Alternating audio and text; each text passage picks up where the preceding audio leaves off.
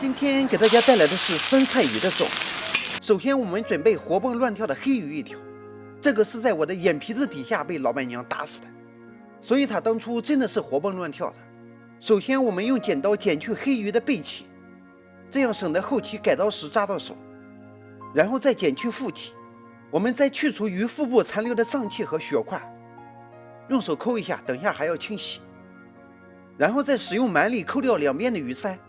然后把黑鱼放在流水状态下清洗干净后开始改刀。我们现在于胸鳍处斜着下刀，翻过来在另一边胸鳍处仍然是斜着下刀，然后把刀立正按压一下，鱼头就掉了。然后我们把刀放平，刀口紧贴着鱼鸡骨处往前推，另一只手要紧按鱼身，避免其滑动，如此这般。另一半鱼也是同样的操作手法，中间的大刺就去除了，而且还不带有鱼肉。然后把鱼皮上的粘液刮一下。这一步的主要目的有两个，一是避免后期片鱼时滑刀，二是因为鱼皮上的粘液是腥味的来源，必须去除干净才能很好的达到去腥的目的。在有些高档菜品中，甚至会直接把鱼皮去除，只留鱼肉。把鱼皮刮好后，再把鱼身一侧的硬块去除，然后我们再沿着鱼排的走向剔除鱼排，以刺除而不带肉为宜。如此这般把另一片鱼也收拾干净后开始改刀。第一片鱼片可以片的长而薄一点，然后注意操作手法，入刀的角度其实并不是重点，角度并不会决定鱼片的厚薄。一般来说，入刀角度越大，片出的鱼片长度就越短；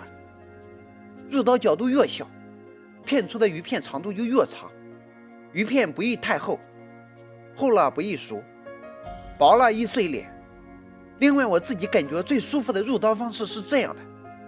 一手紧握刀柄，一手轻按鱼肉，斜刀向前推的时候，另一只手拉起鱼肉，然后直刀立起往后一拉，搞定。此刀法是烹饪行业中最基础的一种刀法，也称推拉刀法。如此这般，把自己想象成小提琴大师。在这种一推一拉的陶醉中，所有鱼片被改刀完毕备用，然后把斩切刀换为砍刀，收起刀落间，所有鱼骨也被收拾得服服帖帖。然后我们把改刀后的鱼片放在水中稍微洗一下，取出一半开始第一种方法的腌制，剩下的一半继续放在流水状态下冲水半小时以上备用。第一种腌制方法是大部分家庭和一些酒店都会采用的制作方法，操作时间短，成菜迅速，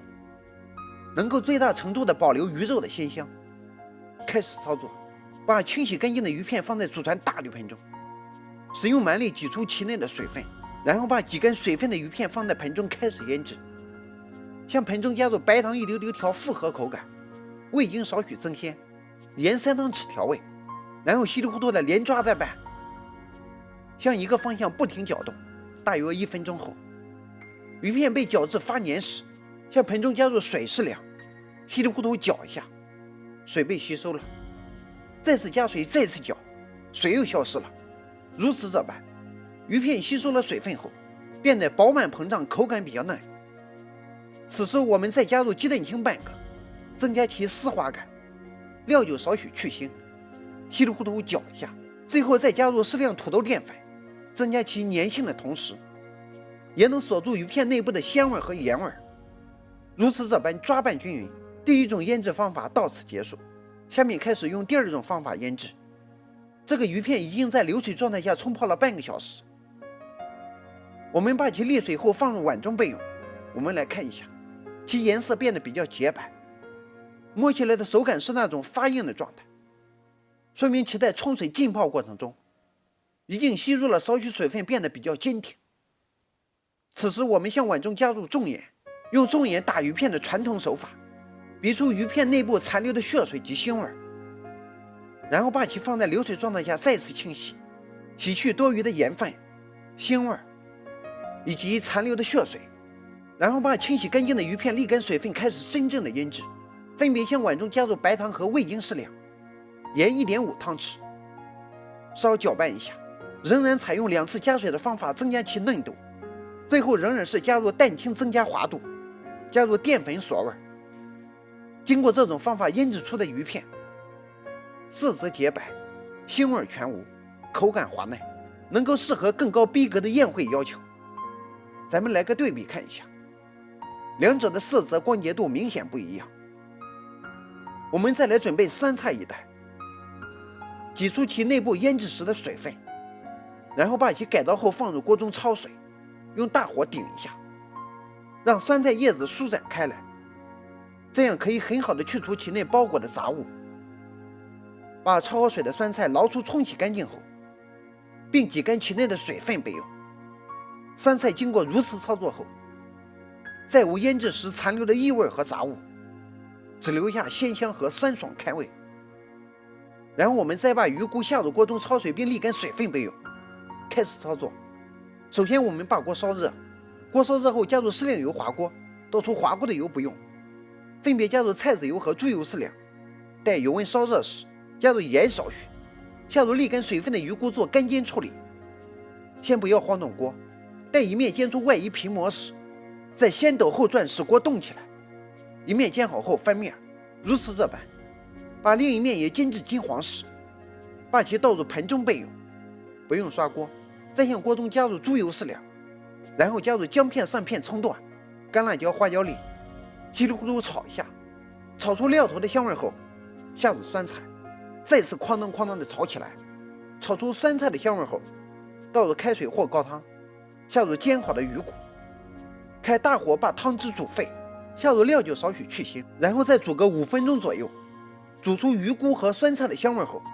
我们可以看一下，此时锅内的汤汁浓度已经很浓了。开始调味，加入盐适量，白糖一丢丢调复合口感，胡椒粉适量去腥增香，白醋适量，稍微煮一下，把酸菜和鱼菇一起捞出放入汤碗中，然后把火调小，使锅内汤汁保持微沸状态，把鱼片分散下入锅中，用勺子轻推锅底，避免鱼片沉底。大约30秒后，把煮熟的鱼片捞出放在鱼菇上。这是用第一种方法腌制出的鱼片，用同样的操作手法，把用第二种方法腌制出的鱼片也煮熟捞出放在碗中，然后向锅中加入泡辣椒稍微煮一下，煮出辣椒的酸辣鲜香后，把汤倒入碗中，然后依次向碗中放上葱花、干辣椒、大蒜末、带皮芝麻，起锅烧油，待油烧热后，泼出料头的香味即可。搞定了！